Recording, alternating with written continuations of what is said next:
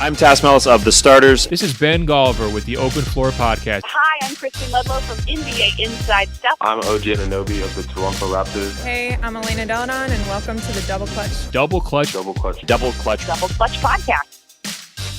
Hello and welcome back to the Double Clutch Podcast. I'm one of your usual hosts, Mike Miller, and once again I'm joined by Mr. Tom Hall. Good evening. I wanted to start today.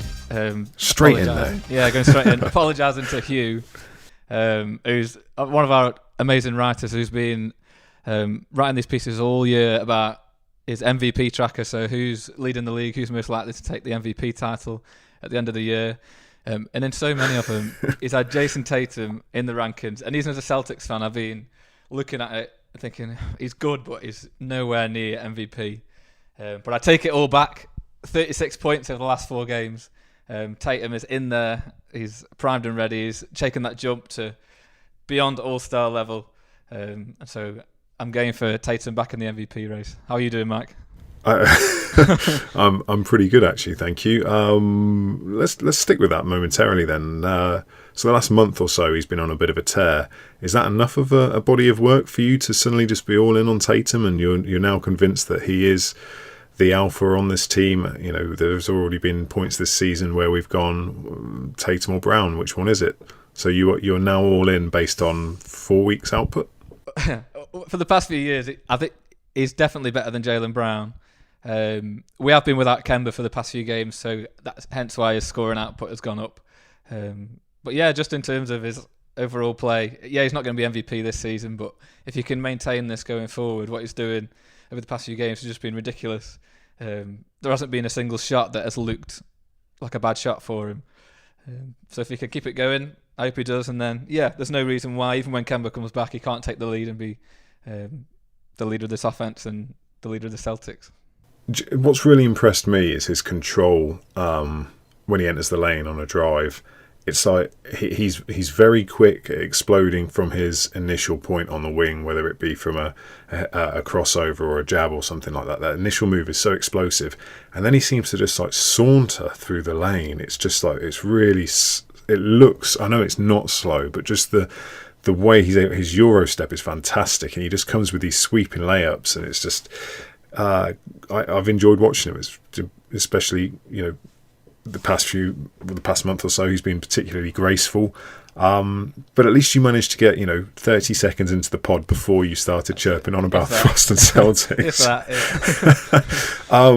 Okay, so let's get on with the show. This week, unfortunately, we had to. Well, I say unfortunately, it was brought back to the forefront of our mind again, the death of Kobe Bryant. We obviously had the 24th of the 2nd, so there was a memorial at Staples Center. Did you watch it? I caught bits on YouTube afterwards, so didn't catch it live, but yeah. It was, I watched it on NBA TV, and I'm not going to lie, it was pretty hard to watch, if that's the right way of saying it. And again, I'm not a Kobe stan, I never have been, but it was really difficult to see just the emotions of obviously Vanessa and just everyone who was there trying to just talk about what he meant to them, and it was remarkable, like just the array of NBA talent that was able to attend, despite the fact they had games that evening in other parts of the country. It was. There was some really poignant and fantastic sort of eulogies given, if that's the right word, from WNBA players, NCAA players, NBA players. It was just horrible event to have to take place, but I thought it was executed really well and really sort of drove home how important he's been to the NBA family for the past, closing on close for 3 decades or 2.5 decades at the minute. Yeah, it was a sad way to start the week, but it was good to be able to reflect on what he's meant, and some of the highlight videos that you got to see were just fantastic. But let's move on from Kobe. Let's go straight to the Milwaukee Bucks, who of course are sitting far atop the Eastern Conference, on track for 70 wins. According to StatMuse, this season they are first in record, which is obvious, first in net rating, first in point differential, first in points per game, first in defence, first in true shooting percentage, effective field goal percentage, opposition effective field goal percentage, and rebounds per game. Here's an interesting one. So I did a bit of research beforehand into the similar stats. It's quite interesting that, yes, the opposition team's field goal percentage is the lowest of anyone in the league, but their actual shots allowed by oppositions is the highest in the league by a whole shot. So they allow something like 94.1 attempts a game, but then the percentage is the lowest. So they're still allowing teams to take a lot of shots, but they're just terrible shots by the looks of things. They're forcing other teams to take bad shots, essentially. Yeah. It's mad. Some of the advanced stats are just ridiculous. Like points per possession, they're second in the league, and points conceded per possession, they're first in the league. So that explains the net difference. But it's things like they give up the least amount of offensive rebounds, and it's that rebounding part of them defensively is so strong.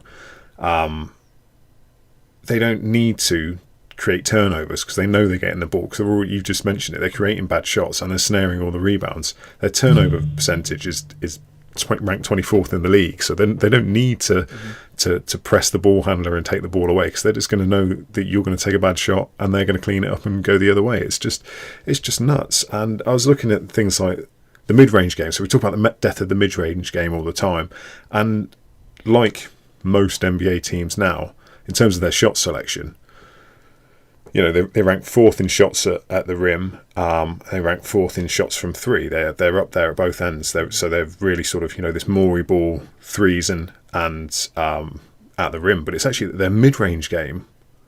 They are stupidly efficient. Like first in the league, ridiculous. Like 44% from mid-range, which is just 90s numbers. It's just, and they're doing it with it's only a small volume, but even those shots they're getting. Yeah. They're making. It's mad. What's most impressed you about this team? Is there anything in particular that sort of stands out? I think it has to be the defense. So another stat that I was looking at before is the defensive win shares of all of their players. So a stat that looks about the amount of wins that their own players will contribute to their team based on the defense. And so in the top 20 in the league, you've got Giannis, who's first, Middleton, who's fourth, Bledsoe, who's sixth, Lopez, who's 12th, Wes Matthews, who's 16th, and Dante DiVincenzo, who's 19th. So at the top 20 players in the league, you've got 6 there who are all in the top 20. Some of that is system and the way that they're all playing together, but it just kind of speaks to the way that they're all playing and the confidence that they've got. And the fact that they're on pace for 70 games, which is a very quiet 70 games, considering only 2 teams have done that so far, being Jordan's Bulls and then the Warriors of 4 years ago.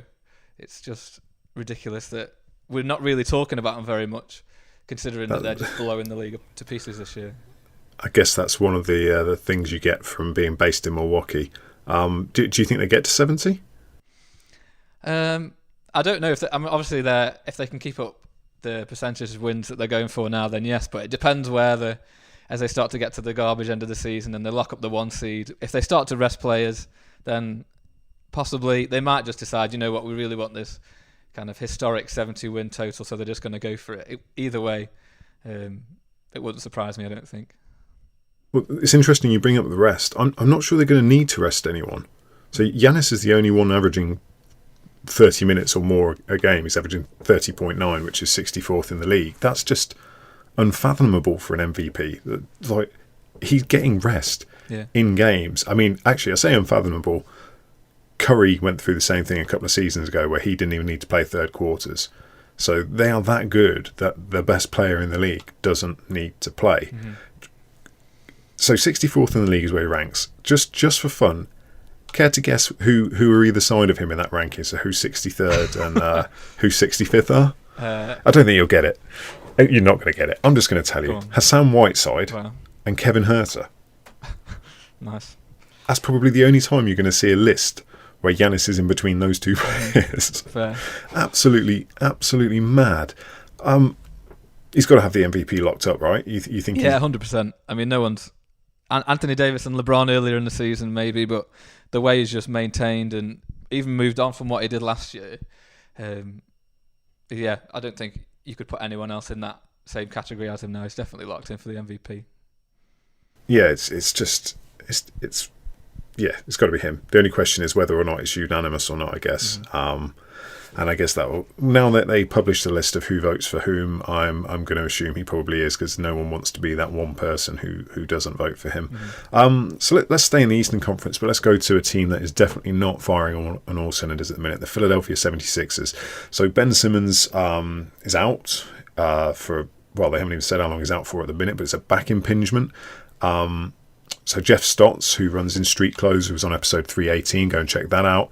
He tweeted about the impingement that, it's not the impingement that worries me as much as what's causing the impingement. Is it disc, bone, muscle related, etc.? The resulting answer will dictate recovery and treatment. He also wrote a really good article on RotoWire about how impingements, which are essentially, it could be things like sciatica, it could be a trapped nerve, that sort of thing. He talked about something called pain cycle, and it was if you're really into obscure NBA angles, go read that. It's really good. This impingement, this issue for him, massive deal for Philly, surely. Yeah, huge. And I think just the uncertainty that comes with that. So Shams came out originally with the news that he was injured and said it would be about 2 weeks. And then I think Woj came out and said that 2 weeks is more of he's going to be reevaluated in 2 weeks rather than he's going to be back in the starting lineup. So yeah, I mean, with this, I guess it's one of those where they don't know what the timeline is. They've just got to keep checking on him. The worrying thing for Philly is, yes, they need Ben Simmons healthy because he's Ben Simmons, but in terms of who's going to replace him, they're playing Shake Milton in the minutes that Simmons isn't there, and then the other two guards that they've got are Alec Burks or Raul Neto. So come playoff time, if Simmons still isn't back, that is a worrying guard rotation you've got to have there, kind of against all these other elite teams. Yeah, no, I completely agree. Slight aside, before this issue, in fact, before Kyrie's shoulder impingement, had you ever heard the word impingement before? No, I don't think so. It's just a trapped nerve, isn't it? Is that what we're saying? It's essentially that's what it could be. But it's the latest NBA medical buzzword. Yeah, last season we had load management. The season before we had tendinopathy. Now it's impingement. Of course, in addition to Simmons, Joel Embiid has now gone out with a sprained left shoulder, having an MRI today after a collision with Ante Zizic in the first quarter. Phillies lost to the Cavs. Can you believe that? Lost to the Cavs. He's out, ruled out tonight already. What does this do for Philly's chances this season? The thing that would worry me if I was a Philly fan is the seeding that they get in the East, because you really don't want to end up facing Milwaukee before you get to the finals. Because I think it could be game over for him. In terms of Embiid, I don't think... I was looking through his regular season game totals, because obviously injuries have always been a big thing for him. Massive, so for his first 2 years, he just didn't play. Played 31 games in his third year, 63, and then 64. And then he's currently on 43 this year, and he'll play a max of 65 if he plays the rest of them. So... we know he's not 100% healthy ever, but it's just a case of there's been talk in the NBA spheres for ages about, is it going to come to a point where Simmons and Embiid one of them has to be traded and they commit to one of them. Before this season, I would have definitely said Simmons is the one that's more likely to be traded because they love Embiid. When he is on top of his game, he's miles better than Simmons is. But then more recently, obviously taking into account this long-term injury history, and he had that fallout as well with the fans where they were like weirdly booing him for a game when he came back. I think you have to think going into the summer, into next season, they'll look at trading Embiid while his value's still high, while he could still bring back a juggernaut package for him. It's not a bad shout, actually. It's kind of... It's a shame this pairing hasn't worked, certainly so far. And you mentioned, obviously, Embiid's time missed through injury, but Simmons has missed considerable time too. His rookie season was not his rookie season, and Donovan Mitchell will attest to that, and so will his hoodie. Do you think this breakdown, these injuries, if there was a silver lining, it's that Brett Brown has maybe got some extra time to coach this team and is being given some extra credit. There are talks that maybe he's going to be the first one of the three guys to go. Not if they keep on losing to teams like Cleveland. That's true. I don't know. I mean, it's going to please Al Horford a bit more because he's also been quite vocal about not being happy with the rotations and just the way things are working. So at least with Embiid out, you've got Horford who can step in. And I wonder if we're going to see like a resurgence from Horford actually, because he struggled to adjust to playing with Embiid, and now it's going to be him as the go-to big. Maybe we get some sort of bounce back from him, and he can sort of prove some of these doubters wrong who have been essentially saying he's past it this season. Finally he's gone over being of value to a team or undervalued to a team, and he's now over. His contract is not worth the production sort of thing. Interesting one. I mean, both you and I, as we mentioned on last week's pod, picked them to come out of the East. Yep. And that is looking less and less likely with each day that goes by. The optimism I had for this team, their imposing lineup, length, height, tough guys, defensive minded, it's just not clicked. And I'm not out on them, weirdly. Like, it's not clicked, but I still think it could click. And I'm sort of sat there waiting for it, because the minute it does click, then this team is, in my opinion, certainly in the East, the best stacked team to dismantle the Bucks, or to at least challenge the Bucks. Yeah, and I think we thought that all year. We said on nearly every pod we're just waiting for the Sixers to click, and I'm kind of with you on that. I don't think I'd write them off at all until we start seeing what playoff basketball looks like for them. In many ways, I think the Celtics and the Sixers have kind of done the opposite of what we thought they'd do this year. So we thought the Celtics would be okay, but not really challenging and looking like serious competitors, and the Sixers be the opposite, whereas actually we've seen it go the other way around, and the Celtics have completely exceeded expectations, and the Sixers have not lived up to them so far in the regular season. It'd be interesting to see. We always say come playoff time, that's when it really matters. If they can get everyone healthy and on the floor and playing well, there's no question that Brett Brown will be playing for his career. But that's when it'll come down to crunch time, and we'll see if they can put together what they've been making all these trades for and signing all these free agents for over the past year or two. Yeah, I mean, anything less than a deep playoff run and a conference finals appearance is a lost season for me. You wonder what impact that will have on someone like Elton Brand, who really, fast forwarded the process to bring in all these higher contract, bigger names sort of players and get rid of the young assets. It was throwing all the chips on the table. Essentially, this is our shot to hit the window now that the Warriors are out of the question. Essentially, they were 4 bounces away from being in the finals last season, and expected them to get back there this year, and it just didn't happen. And I noticed as well, you managed to go roughly 15 minutes before you brought up the Celtics again. And we hadn't planned on talking about them at all. Let's move on then to something you wanted to do. We're going to play a game of What's More Likely. So I'm going to let you take over from this point, and let's see what you got. Okay, so this could take 5 minutes. It could take 2 hours. So, I mean, it's completely flexible as to where you want to take it. This is something that I did in one of the preseason pods with NBC Boston's Kyle Draper, as kind of thinking about what's more likely heading into the season. So I thought we just passed the midpoint of the season, past the All-Star break. So I'll fire some questions at you in terms of what's more likely, this or this, and you can just give me your reaction. Are you going to answer them as well? Or are we going to have a conversation about it? Or is it literally you're going to quiz me? Okay. We'll bounce off each other. I've given you some already to kind of prep yourself.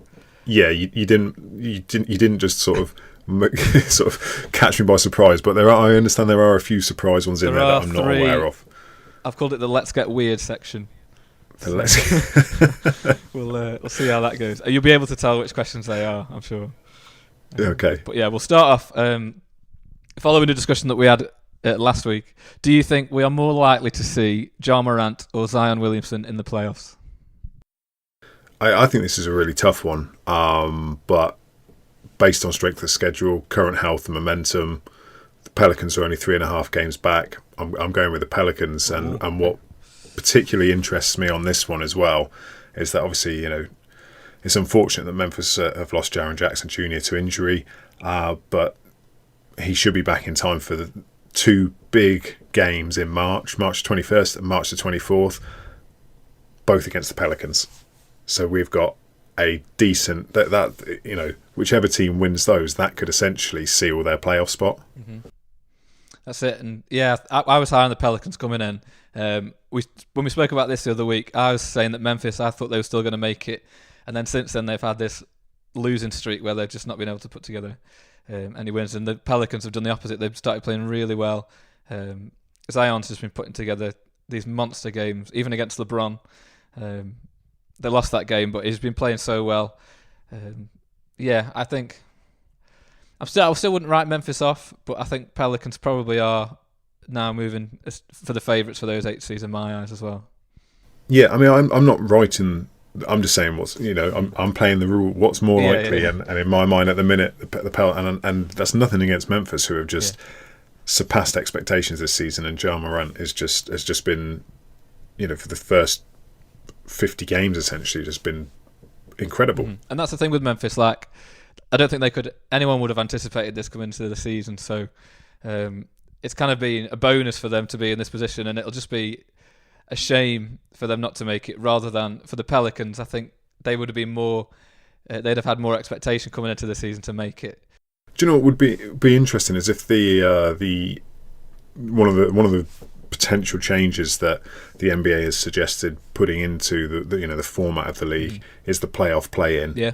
And this is the sort of matchup that would be brilliant in a sort of a 3-game best of 3 series or something, to just, you've got the 2 guys who potentially the future of the league going head to head for a shot at a postseason berth. That sort of thing would be fantastic, but obviously that's not going to happen. Mm-hmm. But in my mind, that sounds amazing. Mm-hmm. Okay, we'll move on to the next one. So this is in the same vein as that last question, but Ja Morant, Zion Williamson, who is more likely at this point to win Rookie of the Year? Most likely, Ja. Does Zion have a chance? Yes, I think he does, even though everyone says he has been saying he didn't. I asked Hugh this question actually a couple of pods back. He was locked into Ja, and I'm going to pose the same question I posed to him, to you. Yeah. What would it take for Ja Morant to not be Rookie of the Year?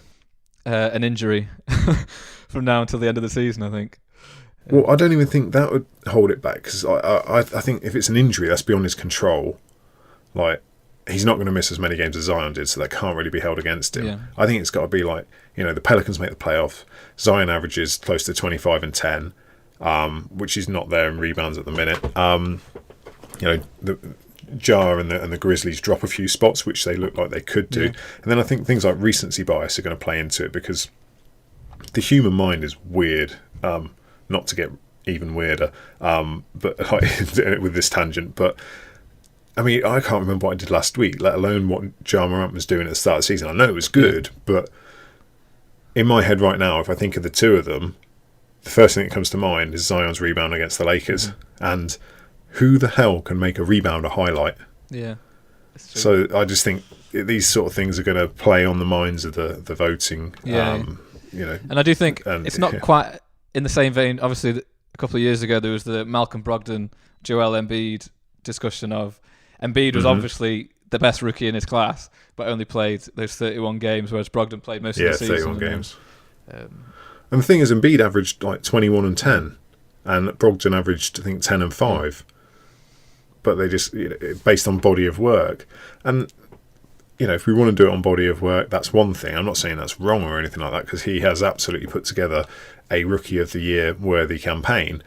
It's just whether or not, I just don't buy into the whole, the race is over, it's done. Yeah. And that golf in class isn't anywhere near the Brogdon and Embiid one.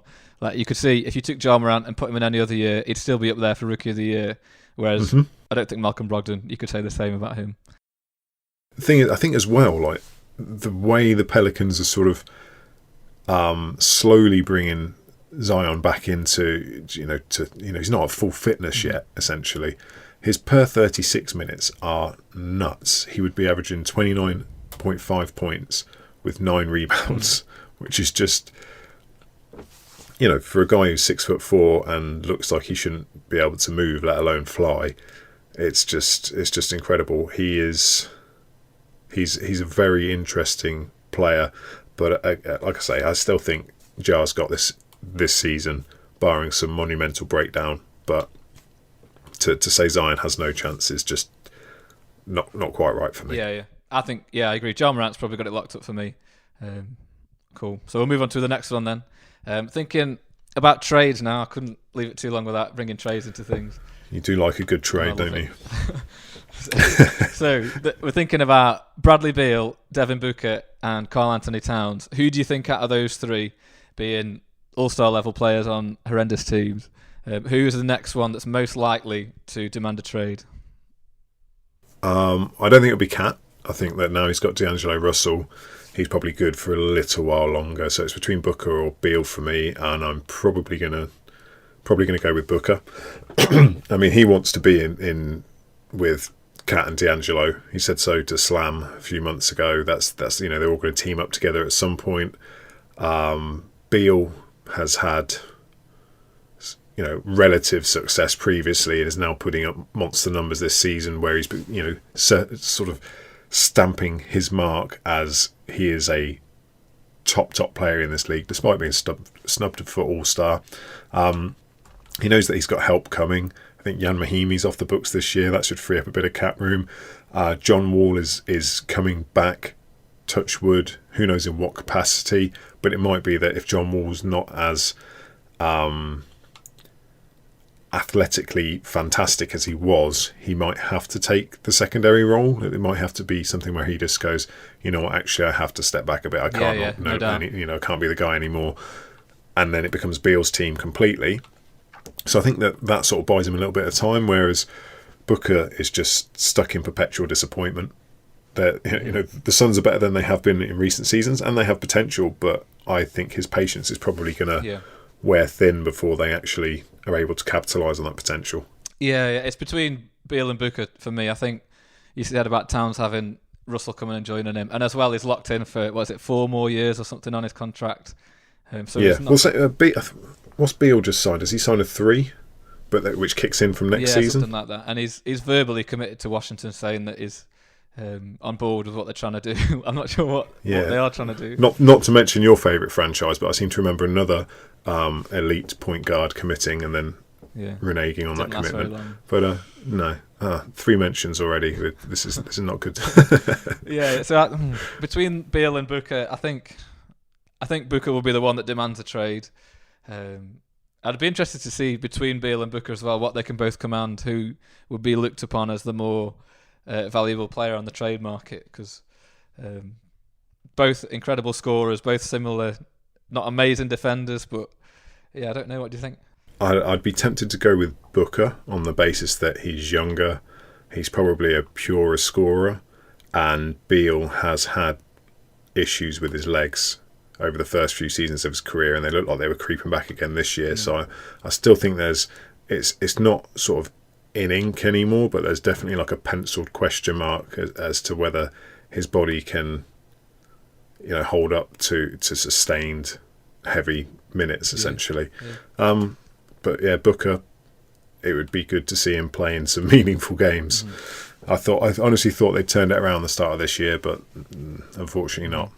And I think it depends on the coming summer what the teams decide to do, because the Wizards, with cap space, and they'll have a decent pick as well, like they could go in any direction they want to. If they're going to trade Beal, they should just do it out of the blue. I think you never get as much of players when they come out and say, "Okay, I want a trade," because then you know that they don't want to be there, so you just generally get less for them. So if either the Suns or the Wizards were looking to trade one of those two, then you would think sooner rather than later, maybe this summer, they'd be looking to do that. Yeah, it'll be interesting to see if any big names do get moved in the summer. someone's got to say something soon. We see it feels like more players more frequently are saying they don't want to be where they are. So you'd expect someone else to say that this summer, and hopefully it's Booker. No offense to Phoenix fans, I'd just quite like to see him in a different situation, see what he's really capable of. Yep. Okay, so bring it back to the Celtics, of course. We're gonna have to rebrand this the Celtics, some kind of Celtics podcast name instead of. Yeah. I'd just like to remind people that I am not a Celtics fan. I've been accused of that before, and I deny it viciously. Okay, so I've written down of the two teams that are being questioned because of their lack of bigs or decent bigs. Although I would argue about Daniel Tice, but we'll save that. Do you think the Celtics or the Rockets will go further in the playoffs this year? I think the Celtics will, for the very simple reason that the East is easier. Okay. But look, if you look at based on the current standings at the minute, they'd have Indiana in the first round, who are wobbling. Then they'd have Toronto, who are good but beatable, and I think the Celtics match up well with them. And then they'd face Milwaukee in the Eastern Conference Finals. So I can see them getting to that point. Okay. If you look at Houston, they would have to get through OKC, and that's a surprising. I would love to see that matchup. That'd be so good. Chris That Paul matchup would be back in brilliant. Houston. And there's so much sort of like on that series, there'd be so much emotion. Oh, unbelievable. And then if they got through that round, they'd have the Lakers. Yeah, fair. So.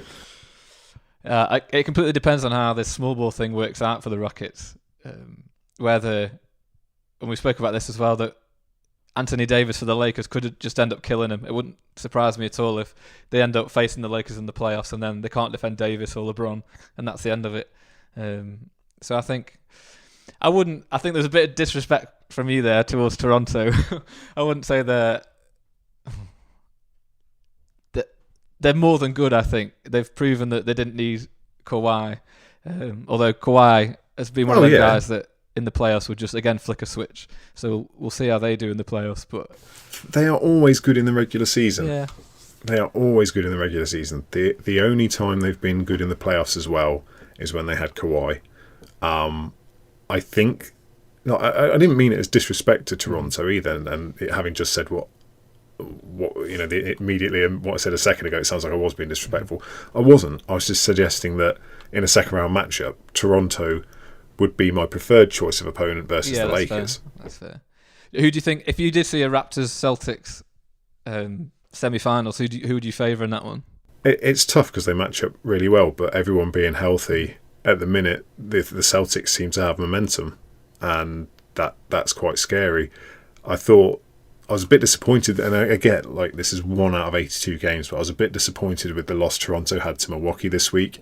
Milwaukee came in on a back-to-back, and they seem to do really well at limiting Giannis, but they still managed to drop that game, and that sort of, as I know, it sort of concerned me a little bit. And again, I know it's only one game, but I'm just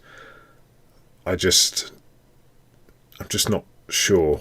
Like, they are fantastic, and I don't. But there's no doubt that Nick Nurse is going to come up with some kind of ingenious scheme that, an under-12s team used somewhere that that these NBA players haven't seen since they were in AAU.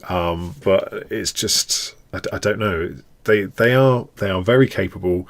They have a vast array of players who are able to exceed roles. But I don't think they have the same. I'm starting to sound like a Celtics stan now. You've been on too many podcasts with me. It's infectious.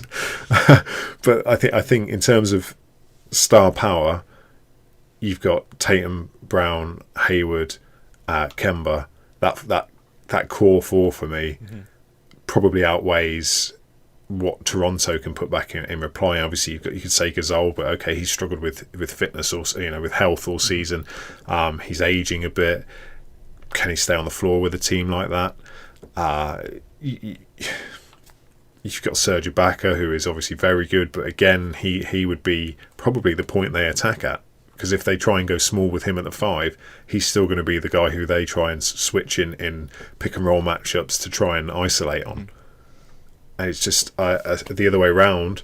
I see, Brown and Tatum are great on the defensive end.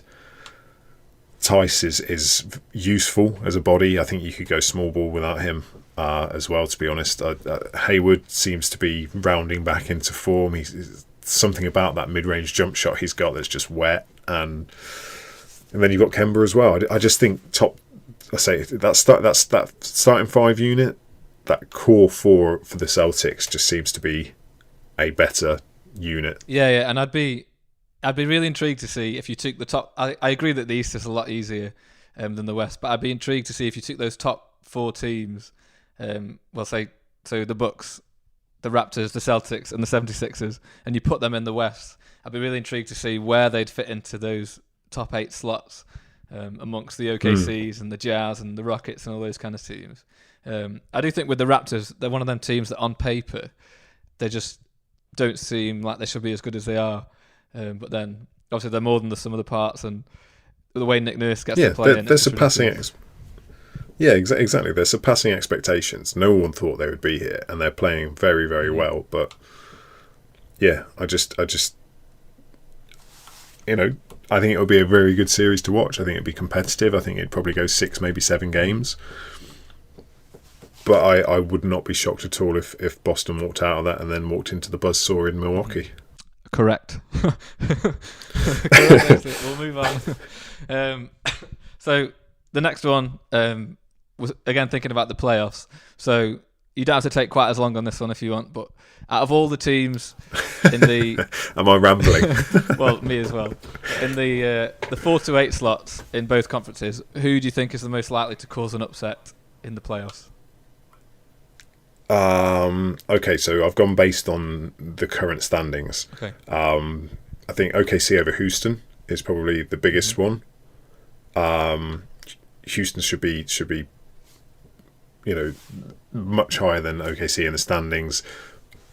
OKC are another team that are outperforming expectations.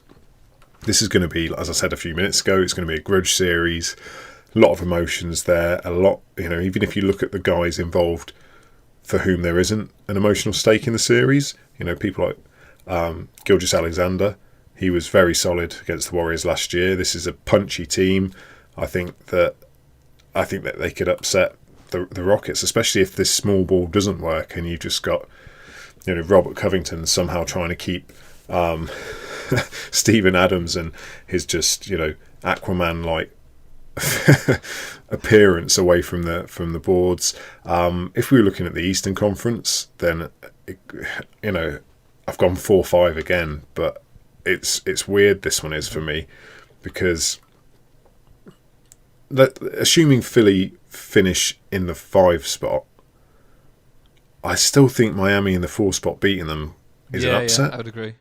And the only way I would see it being an upset the other way around is if as we sort of alluded to earlier, if there was any potential that Simmons and Embiid are both out, and that the core players for this 76ers team suddenly becomes Al Horford, Josh Richardson, and Tobias Harris, and that's your main guys to run a team. I still think they could run a fairly solid team, but that's the only point where I could suddenly see them being the underdogs against Miami. Yeah, and so with me on this one, I was just looking on my phone because I remember that at the start of the season, before any games were played, I put 3 bets on, and this is not promoting gambling in any way, but I put a quid on 3 different teams to win the championship. One being the Sixers, as like, okay, I think these could genuinely win. And then I put 2 outside bets on just because the odds were ridiculous. One was the Jazz. So if that comes off... That didn't look like a bad bet. I'll win 30 quid if that comes off from a pound. 30, that seems... and I think it's one of them where at the start of the season they brought Conley in, and if you could see Mitchell making an improvement, and Gobert's still Defensive Player of the Year. So if they maintain that, and still, even if they figure that out, there was some news yesterday, I think, about they're still trying to figure things out with Royce O'Neal and Ingles and Conley, where they're going to fit on the bench or in the starting lineup. If that does click, and they always get better, they have done since Christmas. In the second half of the season, they always improve. So I think a title shot. I don't think it's going to happen this year. It is ambitious, but yeah, I don't think it's going to happen this year. That 15-game run or whatever it was they went on after Christmas was against the dumpster fires of the NBA. So I think I took that with a pinch of salt, and now they're struggling. They're really struggling to find themselves. And that whole, just the way that story came out yesterday, Conley's been told he's moved to the bench, and the next thing you know, it's Joe Ingles, and I think Jingles should be starting, to be honest. But yeah, sorry, I'm getting distracted. So I think I'll give in to. I'm going to lose my quid on that one probably. The other one that is probably less likely, but at the start of the season was still like an outside gamble.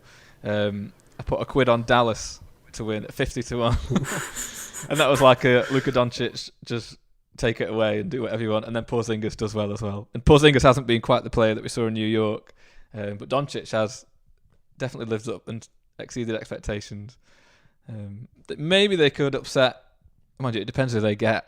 I don't know who they're forecast to get. Well, at this point, they'd be against Denver, okay. And that would actually be a fun series, like a really fun series. So I could definitely see them knocking Denver out. I don't know if they'd get past the semi-finals, but I think they'd definitely be up there for an upset. Yeah, I think that's not a bad shout. Cool. So we'll keep it moving then. The next, what's more likely? The Detroit Pistons don't win another game all season, or the Bucks don't lose another game all season. Are you trolling the Pistons with this one? It's more likely that the Bucks are going to lose one, I think. So it was the If Bucks you look don't at- if you lose look at another this- game. Hang on, what? Hang on. Is it more likely the Pistons don't win a game or the Bucks don't lose one? Yeah. Oh, I've misread that. It'd be too easy Bucks otherwise. No, hang on. No, I haven't misread it. It's more likely that the Pistons... Hang on. Hang on. I think the Pistons are going to win another game. I think and the Bucks don't lose. Why can't I get this right in my head? This question's completely floored me. It's quite simple. What's more likely? They don't win or they don't lose. Ah, man. Well, the Bucks are going to lose a game. So I think it's... what does that mean? You've completely lost me. I'll phrase it backwards. So do you think the Pistons lose every single game or the Bucks win every single game? Okay. Right, okay. That's terrible. I'm not even going to cut this either. I'm just going to let it go in the show. I think it's more likely that the Bucks don't lose than the Pistons don't win. Okay. And I say that knowing that the Bucks have got the Lakers, the Nuggets, the Celtics, the Mavericks, the Raptors twice, the Celtics again, and the 76ers before the end of the season. So I was the one asking the question. You're the one that's trolling the Pistons on that one. You set me up. And what was the Pistons one? The Pistons don't win another game. Look, man, the Pistons have got the Knicks, the Warriors, the Trailblazers, who might not have Lillard, the Timberwolves, the Hawks, who are just, apart from Trae Young, just terrible at the minute. And then the Knicks again. They've got to win one of those games, surely. I don't know. Have you seen who they're starting at the moment? It's pretty dire. Well, yeah, they have sort of. This given is the up. thing. So I don't understand why so much, because they let Jackson go for just on a buyout for nothing. They let Markieff Morris go for nothing, and they got rid of Andre Drummond for nothing. What was it you said? Something like a pack of nuts and belly buttons or something. Yeah, something like that.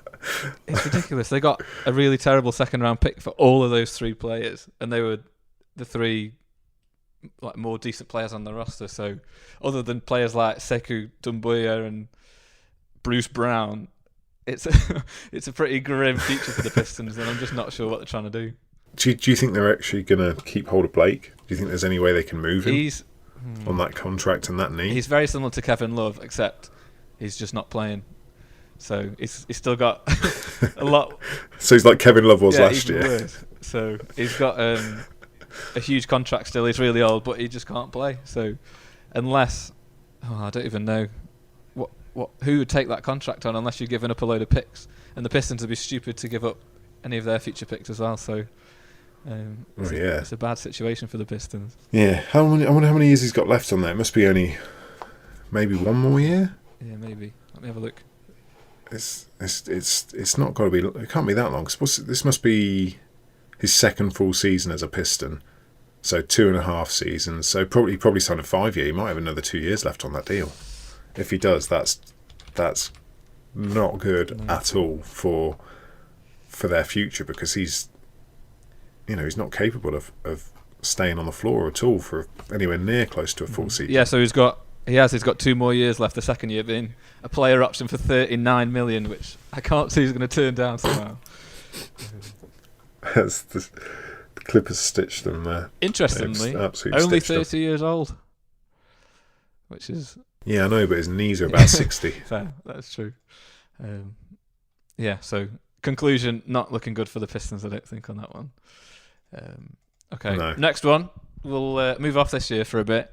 Do you think next season the Warriors or the Nets are favourites to win the title? Hey, which one of the Who two of them is more Yeah, likely? that's a better way of phrasing it. Yeah, not who I actually think is going to win the title, because if it was, it's not Yeah. one of these two. Warriors, hands down. Look at that core that's back. It's older. We said this when Wiggins' trade went down. They're a few years removed from winning 73, but they did it with that core three and a capable, functional, lengthy small forward. In terms of the Nets, it takes some like reps before you fully recover from an Achilles injury, and I don't think KD will hit the floor at full steam. I hope we do get that version back at some point, but I don't think it's going to be anywhere near as soon as next Although, season. did you not see that Twitter video that was circulating? What, of him just banging open jump shots? When you're seeing them on Twitter knocking shots down, then you know they're ready. Yeah, that's true. That's how Carmelo got back in the league.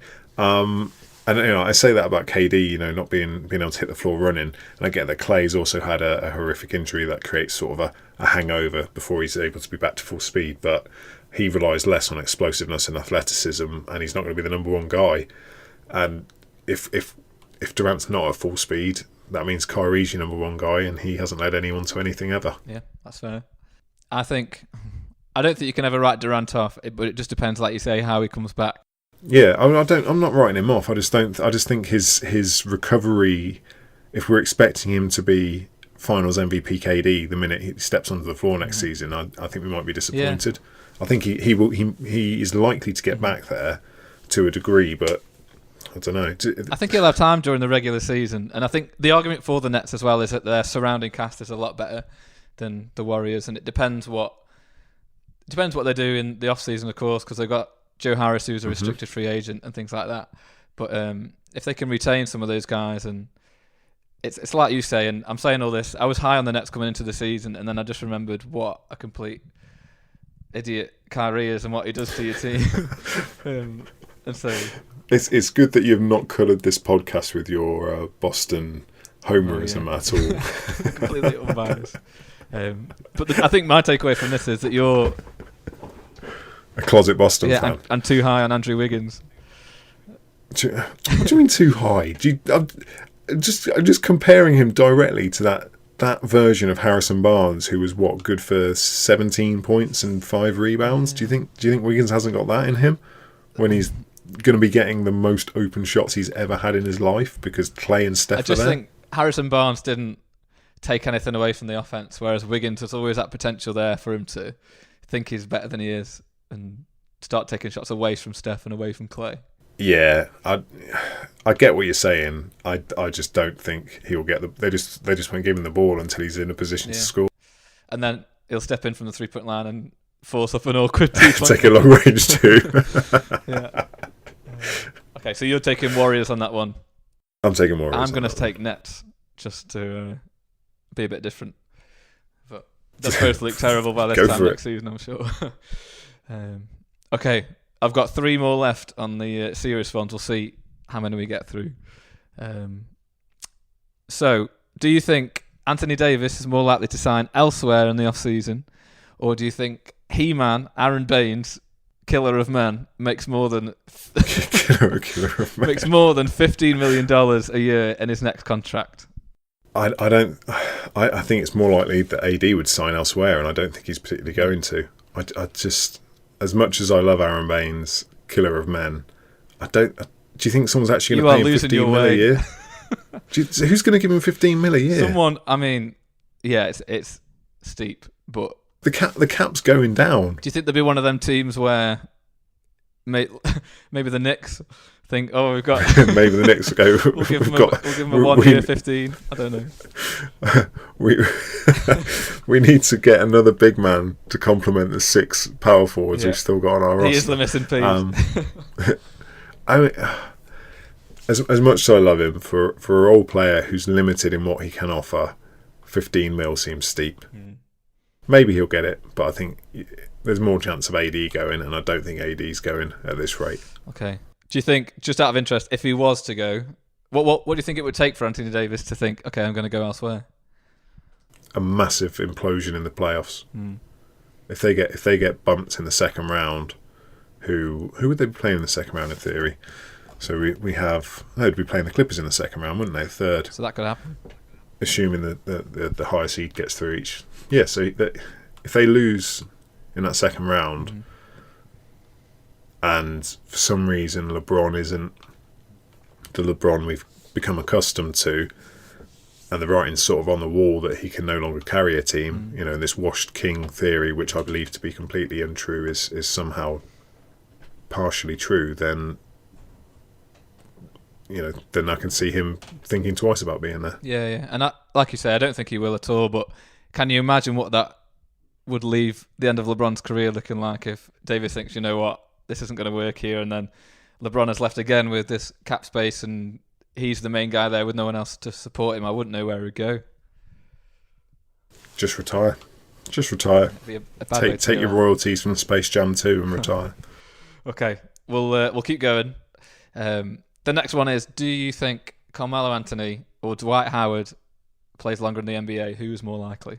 I think you're trying to goad me into Melo slander here, which I have a reputation for.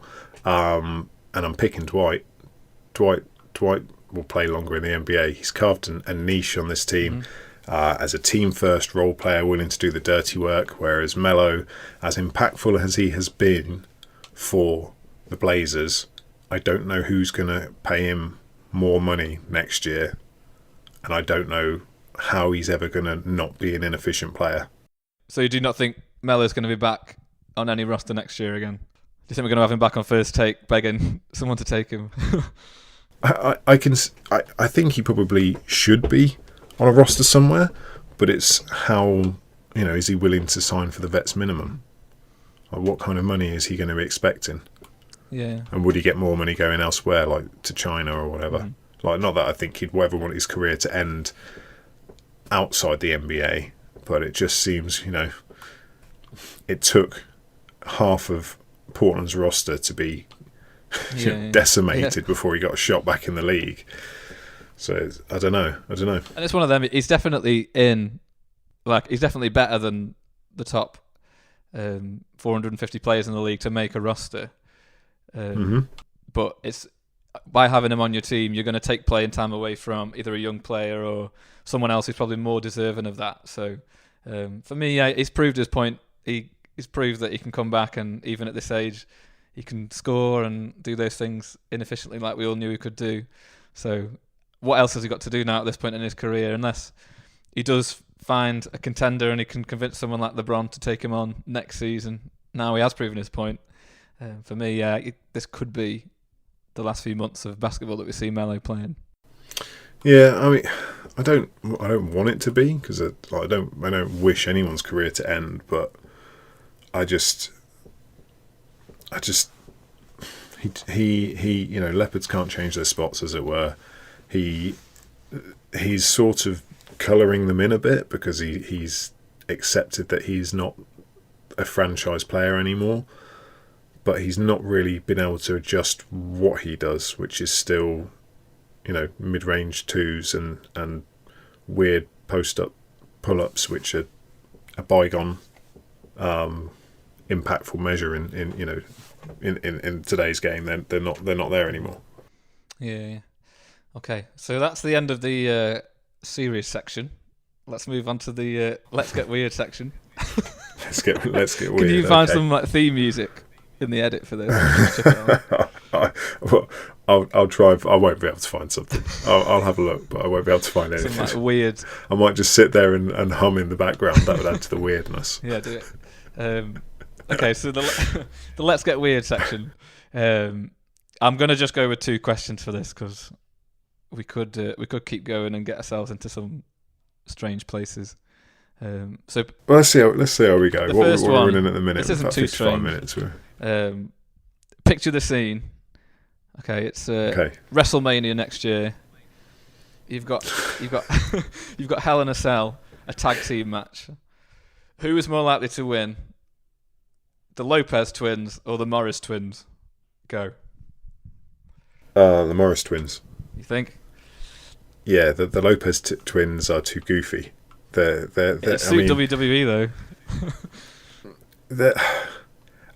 Are we working on the? Hang on, are we working on the assumption that this is an entertainment sport, or are these guys actually going to? WrestleMania. So. Yeah, I know, but like, are they play acting through this? Because I'm not even convinced that the Morrises would actually play to the script either. Yeah, true. They'd just get annoyed by something, and then just it would get real.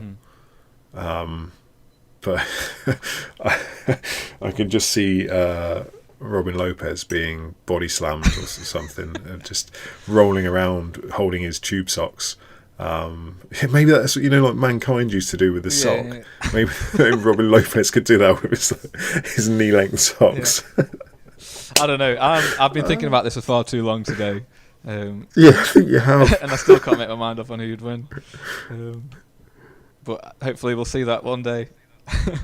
Do you know what? You might even get one of those fights where one of the partners turns on his partner. Yeah. And the Morrises, for whatever reason, despite the fact they are so close, one of them just snaps and turns on his brother. It wouldn't surprise me. Who was it that we saw? Cantor in the off season was in the WWE, and he beat somebody. Yeah, he was. Who was it? Can you remember? I just remember seeing a clip of him with his shirt off in a ring, and I was like, okay, he's doing wrestling now. Yeah. But no, I don't. I have not watched wrestling in decades. Yeah, no match for the Morris twins. Okay, the final question. Okay, are you ready? I am waiting with bated breath. Okay, so what's more likely? Is it in the same way that we use salt and pepper?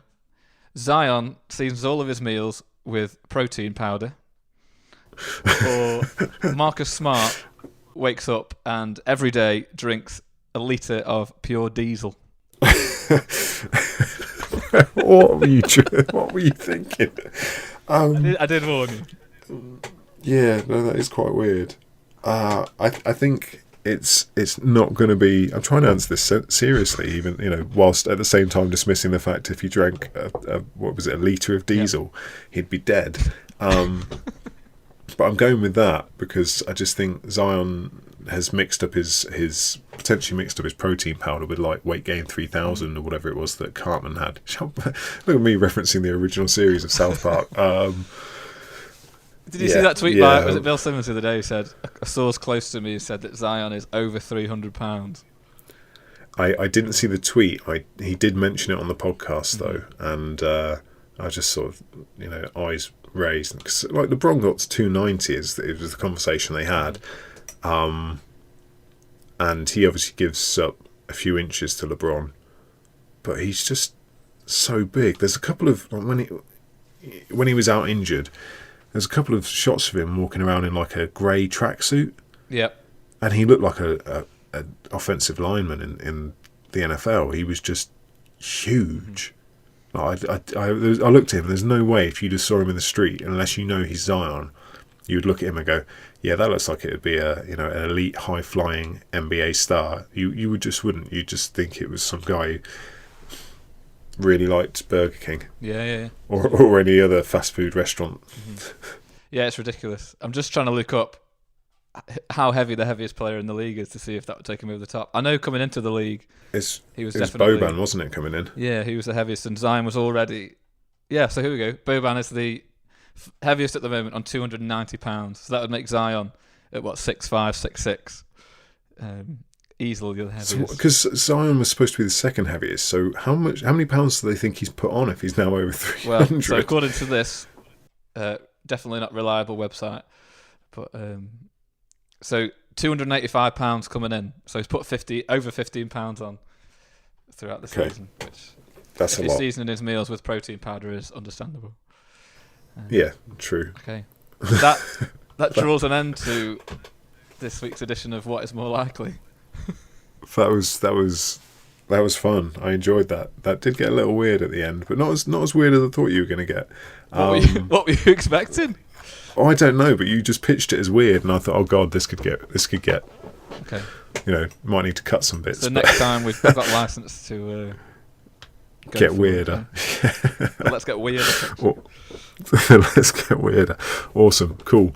Well, let's wrap it there then. But thank you to everyone for listening. If you're not already following us on social media, then more fool you, because there's some great stuff that goes out there regularly. We've had a really good article go up this week from Adam Taylor about it's actually a positive one on the Hornets, which in itself is a rarity these days, and it's a look at PJ Washington. Hughes had some stuff come out recently as well, and we had one on the Basketball Africa League, and the initial, this is they're ready for their debut season now. Justin Quinn wrote that. Make sure you're following us on social media at Double Clutch UK. Check out the website www.doubleclutch.uk. Where can they find you? You're Tom Hall 789. Yeah, Twitter, Instagram, Gmail, anything like that. Yep, and I'm Mike Miller _time. We've been a Double Clutch podcast. Thank you very much for listening. We'll catch you next week. Soon.